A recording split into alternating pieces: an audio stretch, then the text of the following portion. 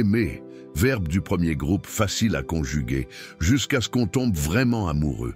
Car soyons honnêtes, parfois ce joli sentiment vire au casse-tête existentiel. Un jour, on est une personne entière, pleine de projets, de rêves. Le lendemain, on se surprend à dire « Je ne sais pas, je vais voir avec lui ». Oh, tu sais, tant qu'il est heureux, ça me va. Et là, on commence doucement à s'effacer, à s'adapter, à plier pour ne pas rompre. Mais aimer, ce n'est pas devenir transparent. Ce n'est pas s'oublier dans l'autre comme une cuillère dans un pot de miel.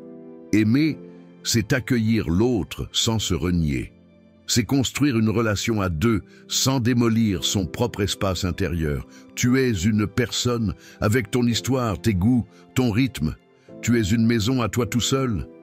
Alors pourquoi, quand on tombe amoureux, a-t-on tendance à faire ses valises pour aller vivre dans le salon de l'autre? Tu vois, aimer quelqu'un, c'est inviter l'autre dans ta maison intérieure. Ce n'est pas abandonner tes murs, tes meubles et tes habitudes. Mais parfois, dans l'élan du cœur, on commence à réaménager tout. On change ses opinions pour éviter les conflits. On adopte ses passions, même quand elles nous laissent froids. On se tait pour ne pas blesser. Et sans s'en rendre compte, on déménage mentalement chez l'autre. Le problème, c'est qu'un jour, on réalise qu'on n'a plus de chez soi. Plus d'espace personnel. On est devenu locataire de sa propre vie. L'amour vrai ne te demande jamais de quitter qui tu es. Il te pousse, au contraire, à être encore plus toi-même, à briller un peu plus, à respirer un peu mieux. Alors avant de tout repeindre aux couleurs de l'autre, demande-toi, est-ce que je suis toujours chez moi, en moi? Dans un couple, le compromis est sain. C'est même la base. Aujourd'hui, tu regardes son film, demain, elle écoute ton podcast bizarre sur les insectes qui font du bruit la nuit. Ça s'appelle partager. Mais il y a une frontière qu'il faut apprendre à reconnaître. Le compromis, c'est on fait un pas l'un vers l'autre.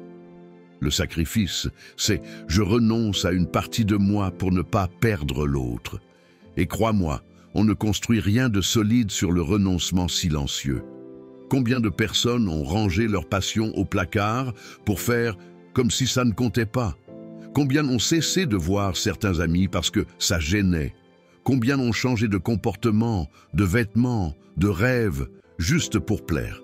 Ne confonds jamais l'adaptation avec l'effacement. Un bon couple, ce n'est pas deux personnes qui deviennent identiques. C'est deux identités qui cohabitent, s'écoutent et se respectent.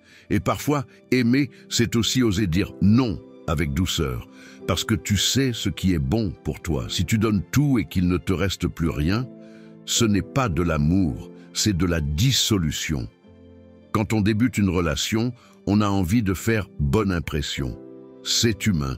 On se montre sous son meilleur jour. On se tient droit, on choisit ses mots, on fait même l'effort de rire à ses blagues. Mais attention au piège, celui de devenir une version trop idéale de soi-même. Tu n'aimes pas la randonnée, tu dis que tu adores. Tu préfères les soirées calmes, tu acceptes les sorties bruyantes, juste pour ne pas décevoir. Et là, sans t'en rendre compte, tu construis une relation sur un personnage, au lieu de toi. Résultat, tu t'épuises et tu vis dans la peur qu'on découvre le vrai toi. Alors écoute bien ceci. Être aimé pour ce qu'on n'est pas, c'est être seul à deux. Mais être aimé pour ce qu'on est vraiment, c'est la liberté.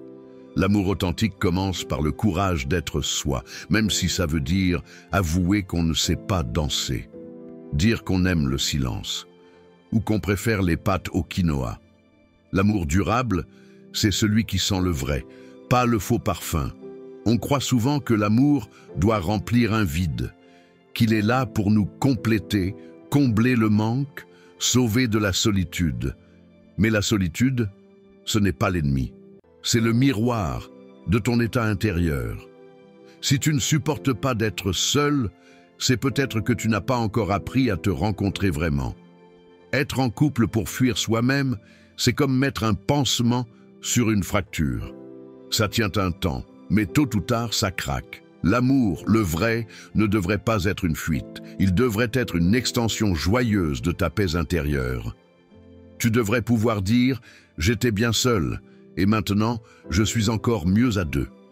Pas. J'étais vide et il me remplit. Apprends à te suffire avant d'attendre que l'autre te complète. C'est la meilleure manière d'aimer librement, sans pression ni dépendance. Et tu verras, quand deux personnes autonomes se choisissent, c'est magique. Parce que personne ne porte l'autre. Chacun marche à côté, fort de sa propre lumière. Aimer, ce n'est pas fondre dans l'autre. Ce n'est pas dire oui à tout. Ce n'est pas devenir une extension de ses goûts, de ses choix, de ses envies. Aimer, c'est choisir consciemment de partager sa vie avec quelqu'un, sans abandonner la sienne. C'est faire une place à l'autre sans se retirer soi-même de la pièce. Et c'est aussi savoir que parfois, tu devras te souvenir de qui tu es, même quand l'autre oublie. Tu devras affirmer calmement « J'ai besoin de ce temps pour moi. Ce choix me tient à cœur. Je t'aime, mais je ne vais pas me trahir. » Parce qu'un amour vrai te laisse libre, libre d'exister, libre d'évoluer, libre d'être toi. Et tu verras, plus tu seras ancré en toi-même, plus tu attireras quelqu'un qui t'aimera pour exactement ça.